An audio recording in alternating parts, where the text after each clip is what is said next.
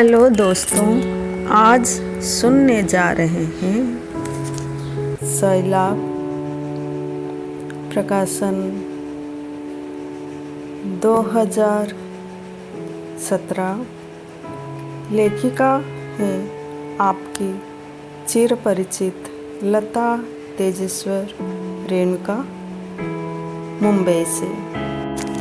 पिछले हफ्ते हमने पावनी के बारे में और उसके परिवार के बारे में जाना और सुना, और आगे सुनते हैं। संयुक्त परिवार में बड़ों की बातें छोटों को बहुत प्रभावित करती है। हर वक्त बच्चों के सामने माधवी के ताने सुनते सुनते बच्चे भी कुछ इसी तरह बातें कह देते, जिसे पावनी के दिल पर गहरी चोट पहुंचती थी। अपने अस्तित्व और आत्मसम्मान को बचाए रखना उसके लिए दुर्भर हो गया था। कभी माधवी का हुक्म तो कभी राम की आवाज़, फिर कभी बच्चों की आवाज़ कान में गूंज उठती थी। माधवी यूं बुलाती जैसे पावनी, पानदान लेकर आना, देखो राम आ गया है, चाय ले आना। एक और राम, पावनी अगर तुम्हें बात करना नहीं आता है तो प्लीज चुप हो जाओ, बहस करना बंद करो। कभी सेजल, माँ आपको कुछ नहीं पता, मैं बात कर रही हूँ ना। लेकिन बेटा तुम अभी छोटी हो, तुमने अभी दुनिया कितनी देखी है। विश्वास करना अच्छी बात है, लेकिन हर किसी पर विश्वास करना ठीक नहीं। जो दिखता है हमेशा वह सच नहीं होता। जरा लोगों को परखना सीखो। माँ, मैं अच्छी तरह जानती हूँ क्या अच्छा और क्या बुरा है। इतनी भी छोटी नहीं हूँ कि हमेशा आप पुलिस की तरह छड़ी लेकर खड़ी रहो, मगर मैं तो तुम्हारे भले ही के लिए। माँ, आपसे इस तरह बात करना मुझे अच्छा नहीं लगता। मुझे बच्ची की तरह ट्रीट करना बंद करो। मैं दोस्तों के बारे में मैं आपसे अच्छे से जानती हूँ, फिर मुझे जो करना है वो करने दो। बेटी से ऐसी बात सुनकर सहन करना उसे मुश्किल था। पावनी समझ नहीं पाती कि बच्चों की भलाई के लिए हर समय उनके साथ रहा जाए या अपने आत्मसम्मान को बचाने के लिए उन्हें अपने हाल पर छोड़ दिया जाए। कुछ ऐसी बातें थी जो माँ के ममत्व को चोट पहुंचाती थी। तब अपने अस्तित्व को लेकर वह सोच में पड़ जाती। अपने ही घर में अपने आत्मसम्मान के लिए लड़ना पड़ता था। अपनी काबिलियत को साबित करना पड़ता था। उसे आशा थी कि नौकरी के सहारे पर परिवार का, बच्चों का भरोसा फिर से जीता जा सकता है। दुनिया में आखिर उन्हीं को इज्जत मिलती है जिनकी समाज में कोई पहचान हो, खुद के पैरों पर खड़े होने की काबिलियत हो, चाहे वो स्त्री हो या पुरुष। सिर्फ एक पत्नी या माँ कहलाना उसकी काबिलियत को संकट में डाल देता है। जो स्त्रियां घर में घुट-घुट कर जीने को मजबूर हो जाती हैं, वे किसी न किसी तरह खुद को इस निराशे से उबर कर जीने की कोशिश करती रहती हैं। खुद के आत्मसम्मान की रक्षा के लिए खुद को साबित करना जरूरी हो जाता है।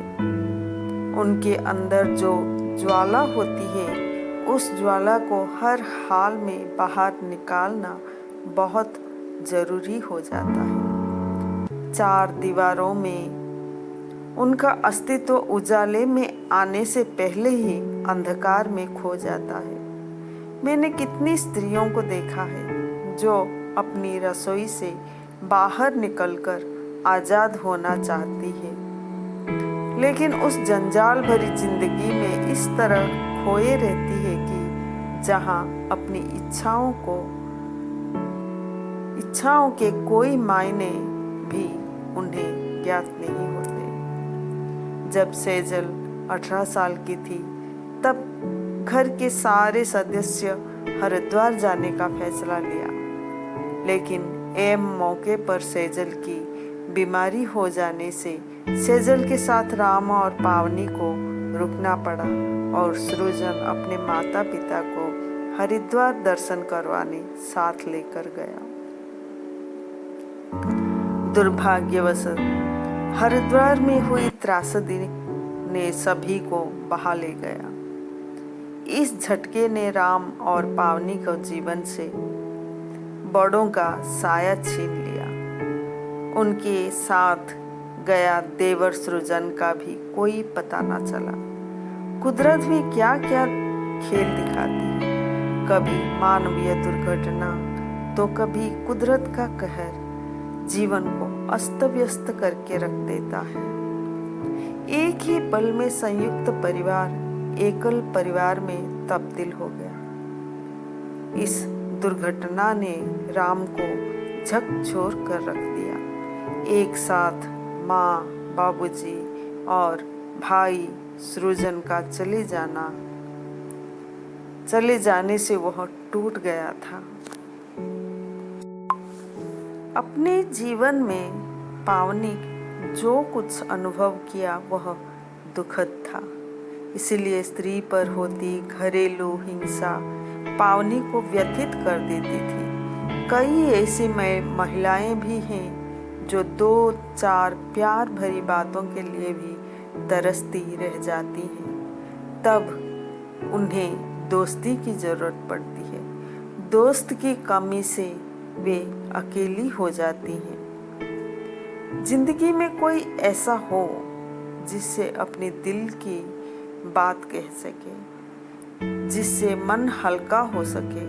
अगर ऐसा कोई साथी ना मिले तो जिंदगी दुर्भर हो जाती है। ऐसे ही हालात में उसका देवेंद्र से परिचय हुआ।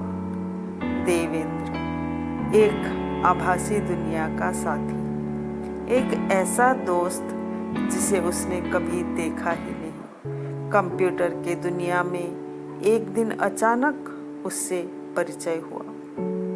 अपनी शादीशुदा जिंदगी में कितने पल हैं जो उसने पति के साथ वक्त गुजारा हो। सारा दिन थक हार कर घर आते ही आराम करने को सोचता हो। पत्नी का दिन भर पति के इंतजार में बैठे रहना या तो बच्चों की सुविधा के लिए उनके स्कूल से घर आने की राह ताकते रहना, बस यही जैसे उसकी जिंदगी रुक सी जाती है। बच्चे तो बड़े हो चुके हैं, अपने अपने पंख फैलाए आकाश की ओर उड़ने को तैयार हैं। फिर क्या? जब वो अपनी जिंदगी की राह में उड़ते चले जाएंगे तब क्या होगा? कैसे कटेगी बाकी की जिंदगी? यह सोचकर ही पावनी घबरा जाती है। राम आज तक काम को ही प्राथमिकता देते आए हैं। उनके नज़र में परिवार हमेशा ही द्वितीय श्रेणी में रहा है। प्रैक्टिकल और भावुकता विहीन सोच। फिर वो भला पावनी के लिए क्या वक्त दे पाएंगे? खुद समय के पीछे दौड़ने के अलावा कुछ और करना भी क्या है? पावनी पलंग पर लेटी सोच रही थी। घड़ी की सुई टिक टिक टिक टिक करके आगे बढ़ती जा रही थी और 1 मिनट 1 साल के जैसे पावनी को दुर्भर लगने लगते। जिस समय उसे अपने कैरियर के बारे में सोचना चाहिए था, तब सास, ससुर, घर के जंजाल, बच्चे एक के बाद एक उसकी जिंदगी में ऐसे समाते चले गए कि खुद के लिए सोचने का वक्त भी नहीं रहा। अब जब उसके पास वक्त ही वक्त है, कुछ करने या सोचने के लिए ताकत या उम्र नहीं रही। इस समाज की व्यवस्था देख दुख होता है, जहां लड़की की कच्ची उम्र में ही शादी कर दी जाती है। ऐसे में दोष किसको दिया जाए? समाज को, खुद को या माता पिता को, जिन्हें कच्ची उम्र में शादी करवा कर समय से पहले ही जिम्मेदारियों का बोझ कंधे पर डाल दिया है। क्यों ऐसे गुजर जाती है स्त्री की जिंदगी? जब कुछ सोचने या कुछ करना होता है, तब औरत के पास सोचने या कुछ करने को वक्त ही नहीं रहता, और जब कुछ करने का वक्त रहता है, तब ना उम्र होती है, ना ही कुछ करने की क्षमता। पलंग पर करवट लेते हुए पावनी अपने हाथों की लकीरों को गिन रही थी। कितनी जल्दी वह इस मुकाम पर पहुंच गई, कभी खुद के बारे में सोचा ही नहीं। आज जब बच्चे बड़े होकर अपनी अपनी राह पर उड़ चुके हैं, लगता है समय इस मोड़ पर आकर रुक गया है। इन दिनों उसने खुद को सिर्फ माँ के ढांचे में इस तरह ढाल लिया था कि उसे होश ही नहीं रहा कब उसकी जवानी पीछे छूट गई। जब आज सूना सूना आंगन, खाली घर, अकेली जिंदगी उसे नजर आने लगती, तब जाकर उसे एहसास होता है कि जीवन में वह क्या खो दिया है। राम प्यार तो बहुत करते हैं, लेकिन वह भी तो अपनी जिंदगी और बच्चों में ऐसे उलझ गए हैं कि शायद उसके होने का एहसास भी है नहीं। वह खुद, परिवार, बच्चे, उनकी उन्नति, उनकी पढ़ाई और उनकी जिंदगी के बारे में ही सोचते रहते हैं। उन्हें भी गलत ठहराया नहीं जा सकता। अब बच्चे बड़े होकर एक स्वतंत्र जीवन की ओर दौड़ लगा चुके हैं। हम समय के साथ साथ ढलने की कोशिश में लगे हैं, और समय है जो कि बहता चला जा रहा है। कब जवानी गई, कब वह 45 की हो गई, उसे पता ही नहीं चला। क्या जिंदगी यहीं पर रुक गई?